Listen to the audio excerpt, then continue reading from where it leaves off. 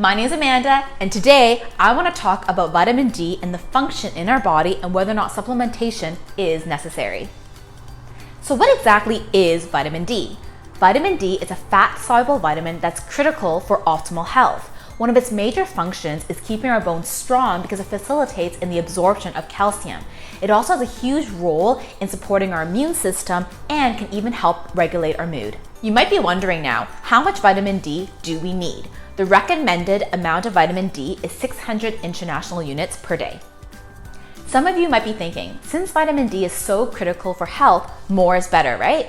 Not so fast. The maximum daily intake level that poses no adverse health effects is expected to be roughly 4,000 international units per day.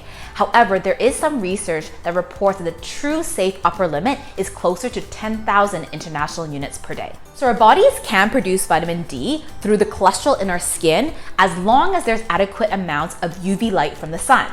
Now, the only place that you can get enough UV light year-round is near the equator. So if you live in Canada, don't count on the sun.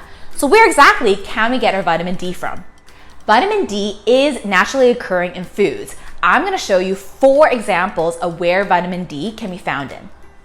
First up are eggs. You would need to eat approximately 20 whole eggs to get 600 international units of vitamin D.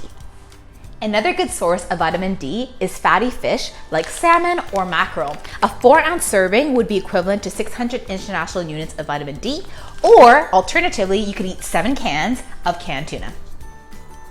A fourth option is drinking 6 glasses of milk. And yes, chocolate milk does count. Now you might be sitting there wondering, Amanda, how the hell am I supposed to eat 7 cans of tuna every single day? And you all know how much I love my Rio Mare tuna, but personally, my bank account can't handle it. So the other option is supplementation. It's also advisable to consume your vitamin D3 supplement with the meal because no one wants any expensive urine. So bottom line, if you live in Canada, I personally would recommend a vitamin D supplement unless these types of foods are regularly part of your diet. I hope you found this video helpful, and until next time, relish every bite.